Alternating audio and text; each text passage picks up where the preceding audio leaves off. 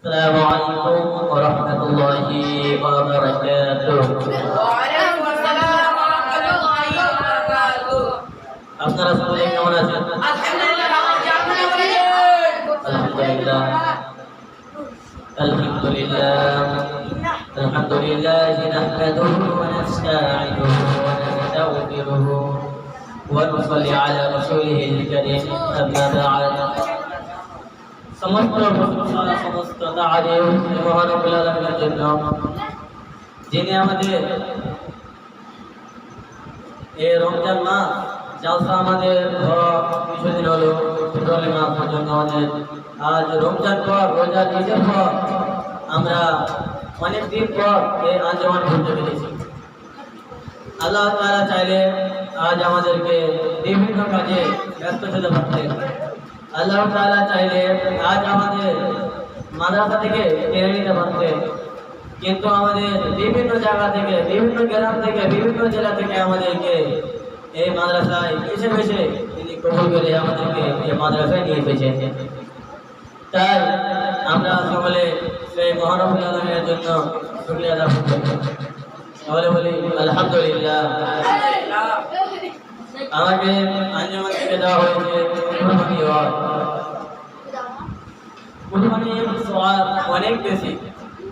কুরবানির দিন যে ব্যক্তি কুরবানির জন্য অপেক্ষা করবে যে কুরবানি ঈদ কবে আসবে, এভাবে নয় যে কুরবানি ঈদ আসবে ঈদের নামাজ পড়ে যে ছুটিতে ঘুরতে যাবো, কুরবানি করে আসে ঘুরতে যাবো, চোখে চশমা হাতে ধরি, এটা নয়। কুরবানির জন্য যে ব্যক্তি অপেক্ষা করে থাকবে যে কবে কুরবানি আসবে, আল্লাহর নামে আমি এই গরু কিংবা খাসি আল্লাহর নামে আমি কুরবানি দেবো, এর জন্য যে অপেক্ষা থাকবে আল্লাহ তাআলার কাছে সেই ব্যক্তিটা অনেক প্রিয় আল্লাহ তাআলার কাছে, সেটা সে অনেক প্রিয়। এবং কুরবানির দিন সব থেকে বড় ইবাদত হলো কুরবানি করা।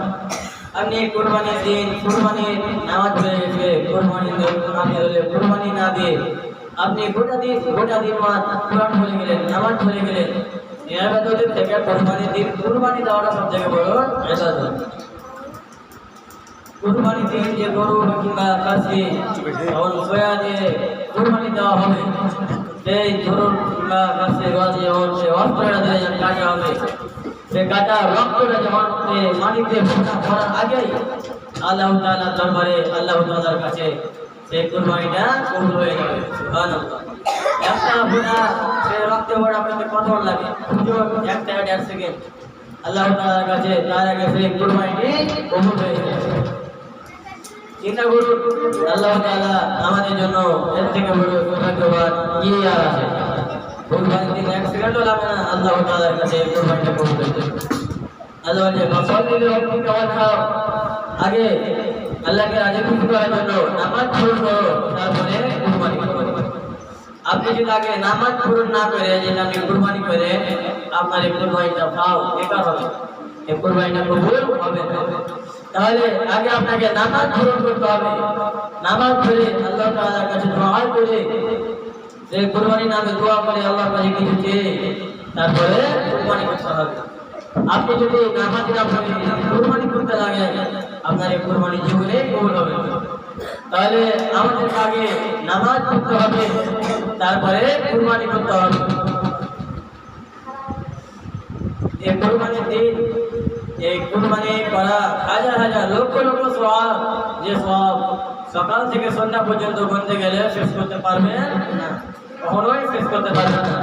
আল্লাহ তাআলা আমাদের জন্য এতই নেকি, এতই সওয়াব, এতই আমাদের জন্য করে দিয়েছেন, সুযোগ করে দিয়েছেন।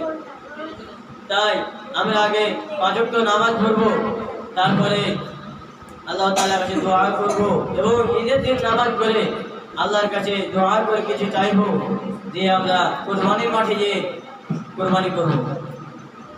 এ বলে আমি আমার সমস্ত আলোচনা শেষ করছি। আলহামদুলিল্লাহি রাব্বিল আলামিন।